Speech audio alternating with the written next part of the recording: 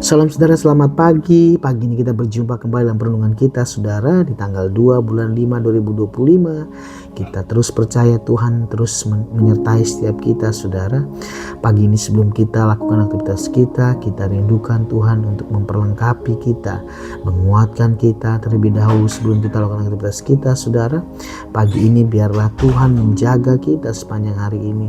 Biar hari ini terus kita bergairah untuk mencari Tuhan.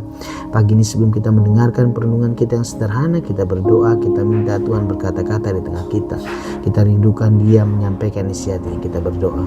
Bapa, terima kasih pagi ini Tuhan, satu hari lagi Tuhan memberikan napas kehidupan buat setiap kami Tuhan.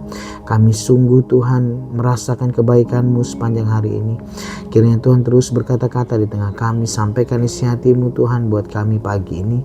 Sebab kami rindu, kami dituntun, kami disertai dengan firman-Mu Tuhan, dengan Engkau sendiri Tuhan. Hanya di dalam nama Yesus Roh Kudus berkata-kata, dalam nama Yesus Tuhan. Amin. Salam saudara, pagi hari ini Tuhan ingatkan satu dosa saya tentang ini saudara, bahwa Tuhan ingatkan akan dikatakan menjaga hubungan kita dengan Tuhan. Hubungan kita seperti bapa dengan anak yang terjalin, ada dua komunikasi, dikatakan dua arah yang baik, bisa saling bercerita dan saling menguatkan. Dan biarlah roh keintiman ini terus ada dalam kehidupan kita. Kita terus menjalin hubungan kita dengan Bapa kita, dan kita terus utarakan, kita sampaikan apa yang menjadi keluh kesah kita. Dan saya percaya Tuhan akan memberikan pengertian, memberikan solusi, memberikan kekuatan yang penting buat setiap kita saudara. Dan pagi ini temanya adalah seperti Bapa sayang kepada anak-anaknya, dikatakan sekali lagi seperti Bapa sayang kepada anak-anaknya. Dan bacaan kita di Mazmur 103 8-11 perikopnya, puji Tuhan, hai pujilah Tuhan hai jiwaku, dikatakan. Ayat 8, Tuhan adalah penyayang dan pengasih, panjang sabar dan berlimpah kasih setia. Bagaimana Tuhan punya karakter ini saudara, bahwa Dia penyayang, pengasih, Dia panjang sabar, berlimpah kasih setianya atas setiap kita. Ayat 9, tidak selalu Ia menuntut, tidak untuk selama-lamanya Ia mendendam. Ayat 10, tidak dilakukannya kepada kita setimpal dengan dosa kita, dan tidak dibalasnya kepada kita setimpal dengan kesalahan kita.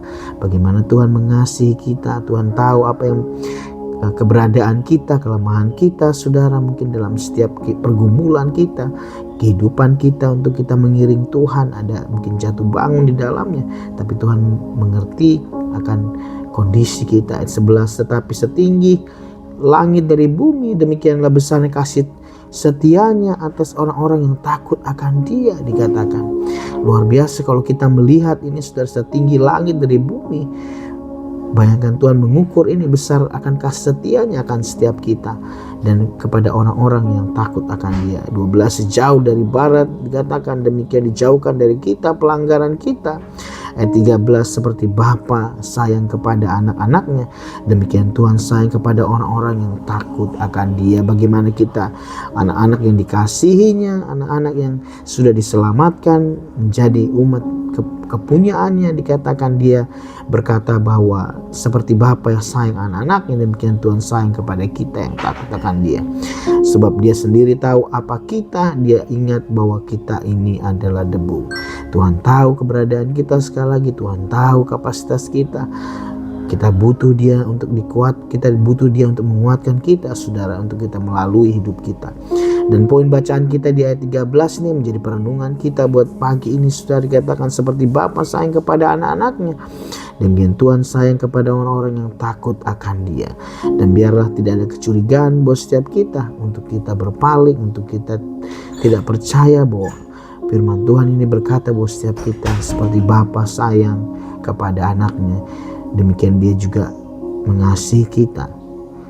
Lebih daripada Bapa di dunia, dikatakan Dia mengasihi kita. 1 Yohanes 4, 18, 19 juga dikatakan ayat 18, di dalam kasih tidak ada ketakutan. Kasih yang sempurna melenyapkan ketakutan, sebab ketakutan dikatakan mengandung hukuman, dan barang siapa takut ia tidak sempurna di dalam kasih.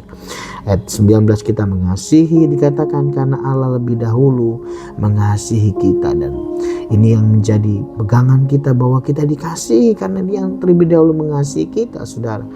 Dan dikatakan di dalam dia tidak ada ketakutan, karena di dalam dia ada kasih yang sempurna yang melenyapkan ketakutan. Ketakutan mengandung hukuman, dikatakan bangsa takut ia tidak sempurna di dalam Tuhan. Matius 7 ayat 11 juga dikatakan, jadi jika kamu yang jahat tahu memberi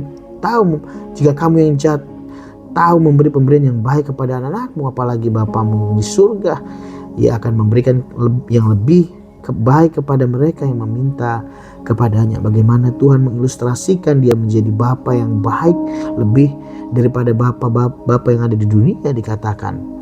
Bahkan dikatakan Bapa yang jahat saja tahu memperlakukan anaknya yang di dunia ini, dikatakan memberikan pemberian yang baik kepada anaknya, apalagi Bapamu yang di surga tahu dan memberikan kepada kita apa yang menjadi kerinduan kita.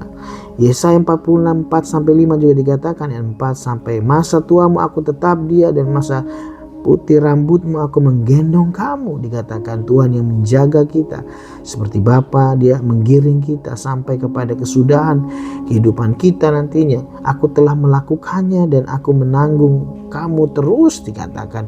Tuhan terus menggiring kita, dia Immanuel menyertai kita, saudara, dikatakan. Dia menanggung kita terus, tidak melepaskan kita. Aku mau memikul kamu dan menyelamatkan kamu. Bagaimana Tuhan terus mau kita selalu ada di dekatnya, saudara, dikatakan memikul kita, menyelamatkan kita, melepaskan kita. Ayat yang kelima, kepada siapakah kamu hendak menyamakan aku, hendak membandingkan dan mengumpamakan aku sehingga kami sama. Tidak ada kasih yang lebih besar daripada kasih Bapa kita dan kita, saudara.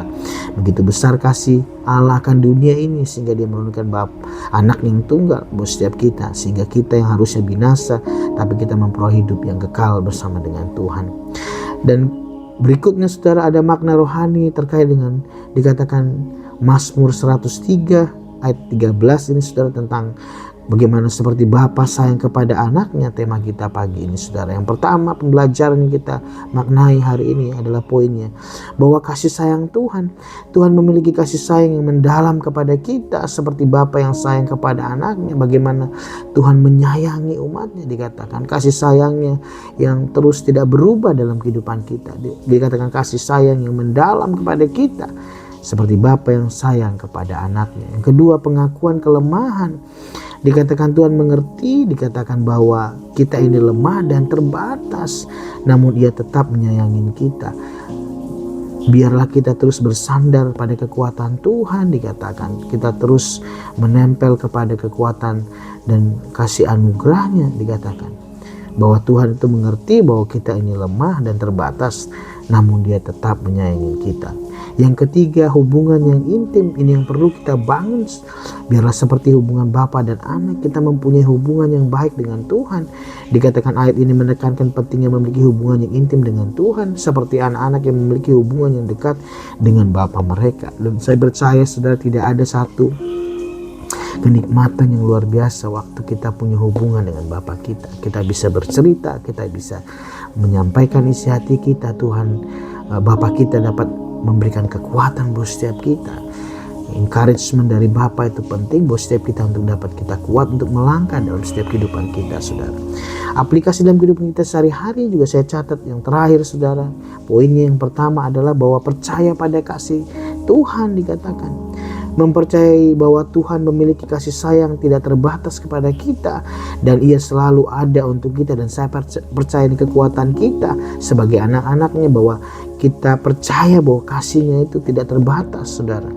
Artinya Dia menyayangin kita seburuk-buruknya, sejahat-jahatnya mungkin tindakan kita atau berpalingnya kita dalam kehidupan hari-hari ini. Tapi pastikan ini bahwa Dia Bapa yang baik buat setiap kita, bahwa kasih sayangnya tidak terbatas untuk kita dan selalu ada untuk kita. Yang kedua, menghampiri Tuhan. Ini yang penting. Dikatakan waktu kita lemah, waktu kita mungkin berdosa, waktu kita mungkin dalam kelemahan kita, menghampiri Tuhan dengan doa dan pujian dan penyembahan untuk memperdalam hubungan kita dengannya. Seringkali kita mungkin perlu meminta hati yang haus ini, saudara, untuk kita bersekutu dengan Tuhan, untuk kita dimampukan, untuk kita menghampiri Dia, untuk kita memuji, memuliakan namanya, berdoa, membangun hubungan dengan Tuhan. Yang ketiga, mengasihi sesama dikatakan. Mengasihi sesama seperti Tuhan mengasihi kita dengan menunjukkan kasih sayang dan belas kasihan kepada mereka yang membutuhkan.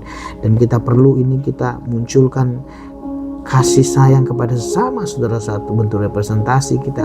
Karena kita sudah dikasihi Tuhan, kita mengasihi orang-orang sekeliling kita. Yang keempat, mengakui kelemahan. Mengakui kelemahan kita sendiri dan meminta bantuan Tuhan dalam setiap aspek kehidupan kita. Dan biarlah kita memiliki kerendahan hati untuk kita bergantung kepada Tuhan saja. Kita akui setiap kelemahan, mungkin setiap kekurangan yang kita miliki hari-hari ini yang perlu Tuhan akan sempurnakan dalam kehidupan kita. Dan kita perlu meminta bantuan Tuhan dalam setiap aspek kehidupan kita libatkan Dia untuk memberikan kekuatan buat setiap kita. Kita percaya Tuhan selalu buka jalan buat setiap kehidupan kita. Seperti Bapa yang sayang kepada anaknya, Dia memperhatikan kita, Dia menolong menopang kehidupan kita. Bahkan dikatakan, saya senang dengan kata ini saudara, bahkan Dia dikatakan menanggung. Aku telah melakukannya dan mau menanggung kamu terus dalam kehidupan ini. Bapak, terima kasih buat pagi ini, terima kasih buat firman yang sederhana. Tema kami pagi ini Tuhan, bahwa seperti Bapa sayang kepada anak-anaknya, biarlah kami menyadari Tuhan buat aplikasi yang kehidupan kami sehari-hari. Kami percaya kepada kasih Tuhan, karena Tuhan dikatakan bahwa kami harus percaya bahwa Tuhan memiliki kasih sayang yang tidak terbatas kepada kami dan selalu ada untuk kami. Dan yang kedua, menghampiri Tuhan, kami terus membangun hubungan kami dengan Tuhan. Menghampiri Tuhan dengan doa dan pujian penyembahan untuk memperdalam hubungan kami dengan Tuhan. Kami semakin mendalam mengasihi Tuhan, terhubung, terkoneksi dengan Engkau. Yang ketiga, mengasihi sesama kami. Salah satu kami merepresentasikan kasih Tuhan yang kami sudah terima. Kami mengasihi orang-orang dan menunjukkan kasih sayang Tuhan, belas kasihan Tuhan kepada mereka yang membutuhkan. Yang keempat, mengakui kelemahan kami, terus mengakui kelemahan kami Tuhan, untuk meminta bantuan Tuhan untuk terlibat dalam setiap kelemahan kami. Terima kasih Bapa pagi ini buat setiap firman yang sederhana yang Tuhan berikan buat setiap kami. Kami ukir dalam loh hati kami, dan sambil lalu kami Tuhan boleh belajar, kami boleh aplikasikan kehidupan kami sehari-hari. Kiranya Tuhan menolong kami Tuhan sepanjang hari ini. Kiranya Engkau memberkati kami sepanjang hari ini. Bahkan kiranya tangan-Mu Tuhan terulur atas setiap kami. Engkau memberkati kami Tuhan. Kiranya berkat kasih kami daripada Allah Bapa dan dalam sejahtera Tuhan Yesus Kristus, persekutuan yang manis Roh Kudus menyertai kami dari dulu sekarang sampai selama-lamanya. Sampai Tuhan datang kali kedua menjemput kamu di awan-awan yang permai. Dan biarlah berkat-Mu bekerja dalam kehidupan kami. Dalam nama Yesus Tuhan, haleluya. Amin. Shalom, Tuhan Yesus memberkati teman-teman semua.